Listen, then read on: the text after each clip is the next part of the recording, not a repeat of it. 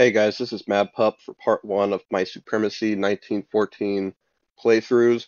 Part one is going to be about strategic countries to start off with.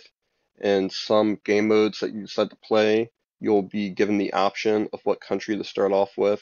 And since the 30 country map is the most popular one that people like to play on, I thought I'd do my video on this. You have other map choices such as Asia, strictly European, and South American and Africa. But this is the most popular map because it involves most of the countries that were involved in World War One. So the map's split off into three separate areas. You have your Europe and Middle East. Over here, it's the largest landmass. It holds the most countries. It holds the most regions, which means it also holds the most resources, but it's also the most chaotic to start out with because there's very few countries that have strategic borders. I didn't get to pick the country I started off with in this game. I didn't have the option, but I probably got the most strategic Europe and Middle Eastern map to start off with because there's a few choke points region-wise, and I'll point out why uh, in a little bit. The next region is Northern Africa. It's pretty linear from left to right. The only So you pretty much only have one country to worry about at any given time if you start on either end of the map as Morocco or Egypt. Uh, if you start off as Eastern Libya, that's not too bad because you have a two region choke point right here, and then you can focus on Egypt and turn back around. And then you have North America, which holds the most strategic nations to start off with. I feel like my top three nations out of my top five are in here. It actually goes one, two, three, and then the next best nations to start off with are probably Great Britain, Spain, Ottoman Empire, and Egypt. And I'll kind of explain why here in a little bit. So the best nation you can start off with in this game is Southern United States. It's surrounded by ocean, and a lot of ocean. So any country over in North Africa or Europe, it would take time for them to send troops over and take over your country. And at the beginning of the game, none of the European or Northern African countries will do that because they have more pressing matters around them. They have more direct threats.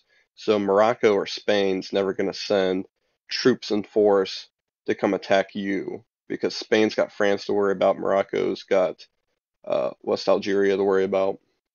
So you don't need to worry about those guys. And then you only have a three region border with the central United States above you.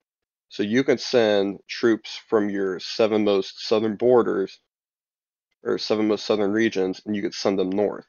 And that gives you an offensive and defensive advantage because the central United States can never put anywhere near that amount of troops on their three region border because they have the northern United States and quite possibly the southern Canada to worry about if they take over the Michigan region.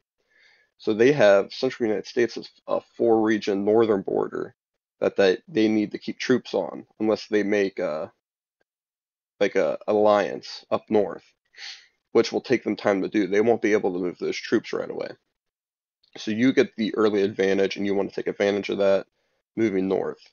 And North America, like Africa, is very linear. So if you have the most southern nation or the most northern nation, you could pretty much move down and only have to deal with one country at a time. And that leads us to our second best nation to start off as Northern Canada. Now, Northern Canada only has a two region border, which is great. But the reason this is number two is because the landmass itself is huge. Compared to the region sizes of the southern United States, it's about twice the size, which means it's going to take your troops twice as long to travel anywhere. And it doesn't have as much of uh, a water bonus as the southern United States. The southern United States has a whole ocean separating itself from the rest of the world. Northern Canada has a smaller strait between it and Greenland. And Greenland doesn't always get an active player, which I don't know why, because I think it's a great country to start off with. But if it gets an active player, and you moved all your troops down to the southern border, which you really have to do because you don't want to let southern Canada build up its defenses. You want to get southern Canada taken over as soon as possible. So if you move your troops out and you don't leave 10 or 20 up here in the corner, and Greenland sends its troops over en masse, even with those 10 or 20 you leave up there, you're kind of screwed. You'll kill a lot of their soldiers, but your soldiers defending will get wiped out. And once Greenland gets hold of one region, it's really hard to get them out, especially if they start building up a fortress, and then they can really just push in and take over. A lot of times when I've played as Greenland, I've taken over North America because nobody's expected me to come in and actually play. Most people think people get Greenland, they go, I got Greenland, and they quit playing, but it's actually a pretty good country to start off with. And that's because it's completely surrounded by water. So aside from keeping a few troops back to repel any seaborne invasion, you can mass all your troops and basically go and take over areas. You could start with southern Canada. You could take these Iceland regions and gain some bonus resources right off the bat. You can even go down here and take over Great Britain because for some reason, Great Britain, people don't like that as much either. It's a great fuel resource country, but doesn't always have very active players. And in a lot of cases, they like to focus down here on France and the Netherlands, so you can get a troop landed here in northern Scotland, and you can defense that region. And just like with Iceland, it's really hard, or Canada, it's really hard to get them out once they get that region defended, and then you could take Great Britain too. So you got a lot of options with Greenland. Um, for Northern Africa, Egypt's probably the best one to start off with. Second best is probably Libya. Um, you would think Morocco because it's got that sea bonus, but it's so super close to Spain that there's always something to worry about. You have a lot of border regions with East Algeria, so there's not a lot of countries for you to pull troops from. So Egypt's probably your best bet. I always start off with moving troops from this Bursaid region and moving them over into my main area, and then taking over this French West African region at the bottom. So if Arabia even attacks this area and they take it, I still have 10 starting regions. And then if Arabia wanted to keep attacking me, they'd have to come across the ocean, which I would be able to see pretty quickly, and I'd be able to knock out the troops. And after that, I can focus on East Libya. The next best country to start off with is East Libya because they have this two region choke point right here. It's the smallest choke point you can get in Africa. So I always build it up regardless. Once I take these two regions, I build up the fortresses as like a fallback position. But you can get these regions built up. Uh, West Libya is normally pretty hostile to you at the beginning. So I always build this up because they expect you to attack them. I don't. I always focus on Egypt first so I can get this closed water border, and then I turn back around and focus on them.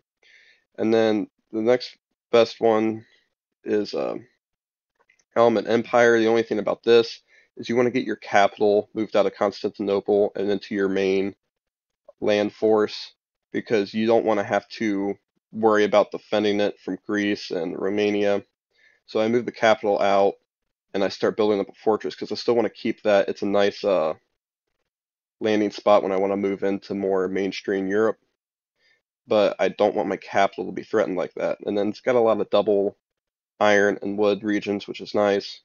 It's got the one choke point region up here with Caucasus, which Caucasus is never really active, but defend that region in case Russia comes down or something like that. So you build that region up, and then you can focus on taking Syria and Saudi Arabia out to the south. Then you might focus on taking North Africa over to the two region choke point, and then you can focus on Europe a little bit more. That's the country I'm going to start off with. In the next part, I'm going to show you what you're going to want to do when you first start playing the game. So I'll start off with the Ottoman Empire and show you what the first steps of your game when you start out here in part 2.